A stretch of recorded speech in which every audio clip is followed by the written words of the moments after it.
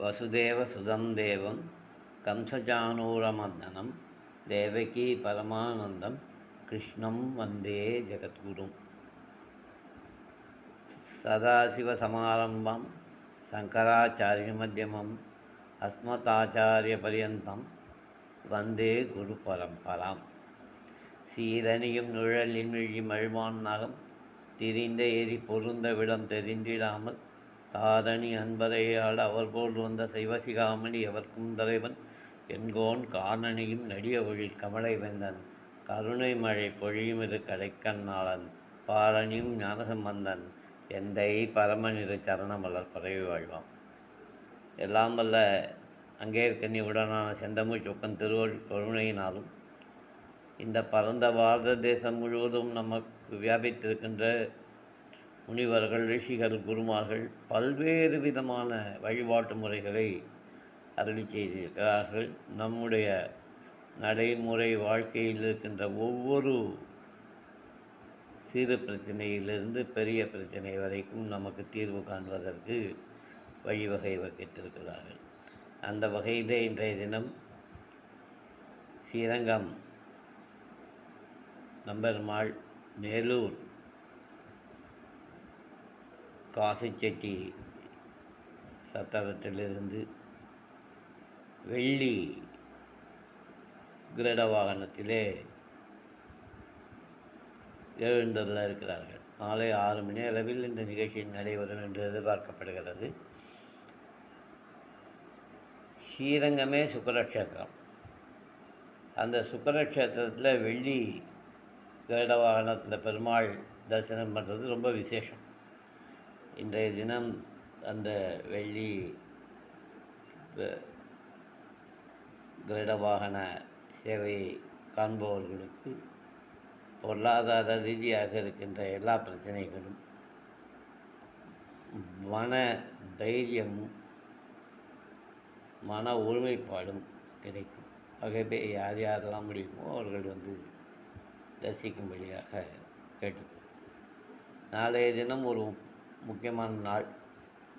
நாளையிலிருந்து 23/2/2026 31/3/2026 வரை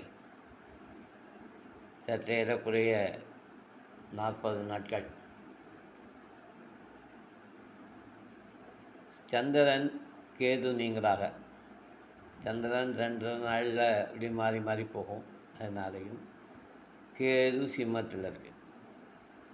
அந்த 2 நாளையும் அந்த 2ஐயும் தவிர பாக்கி 7 கிரகங்கள் குருவினுடைய கட்டுப்பாட்டில் இருக்கிறது. இந்த ஒரு 40 நாள் நீங்கள் குருவை பிரார்த்திப்பதன் மூலம் உங்களுடைய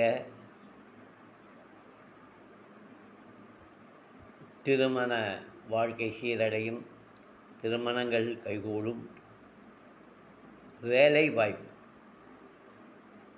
சிவில் இன்ஜினியரிங் படிச்சிருப்பான், அவன் டேட்டா என்ட்ரி ஆப்ரேட்டராக இருப்பான். மெக்கானிக்கல் இன்ஜினியரிங் படிச்சிருப்பான், அவன் டேட்டா என்ட்ரி ஆப்ரேட்டராக இருப்பான். கம்ப்யூட்டர் இன்ஜினியரிங் படிச்சிருப்பான், அவன் மெக்கானிக்கல் ஒர்க் ஷாப்பில் ஒர்க் பண்ணுவான். இந்த மாதிரி ஒன் ஃபார் அதர் வருமானம் குறைவாக இருக்கின்ற மெய்யன்பர்கள், நான் வேலை பார்த்தா 100 ரூபா கொடுப்பான், நீங்கள் வேலை பார்த்தா 70 ரூபா கொடுப்பான், அந்த மாதிரி இருக்கிறவர்கள் எல்லாரும் இந்த 40 நாளும் குறைந்தபட்சம் 3 விளக்குகள். குருவினுடைய எண்ணிக்கை 3, அதனால் 3 விளக்கு 3 நாளைக்கு 23 நாளைக்கு ஏற்றினா 24 இல்லை, 25 இல்லை, 26, அதுக்கப்புறம் 27 இல்லை, 28 இல்லை, 29. இந்த விளக்குக்கு பூஜை முறைகள், நைவேத்தியம் முதலானவைகள்லாம் கிடையாது.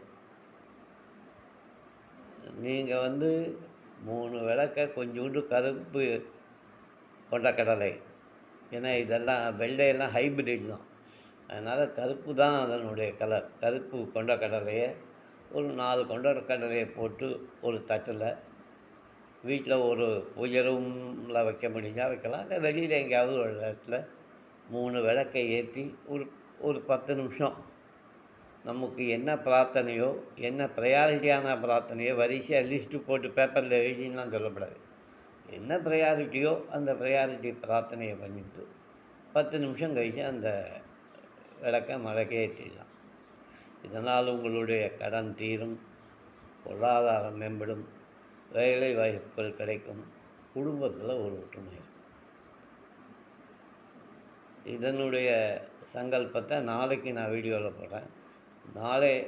நாளைய தினம் நான் சாயங்காலம் ஒரு 5:30 மணிக்கு பொன்மலை நார்த்து டிசி திலாதேவி மகாமாரியம்மன் கோயிலில் இருக்கிற நவகிரகத்து குருவுக்கு ஒரு மகன்யாசம் பண்ணி அபிஷேகம் பண்ணலாம் அப்படின்னு தீர்மானிச்சிருக்கேன்.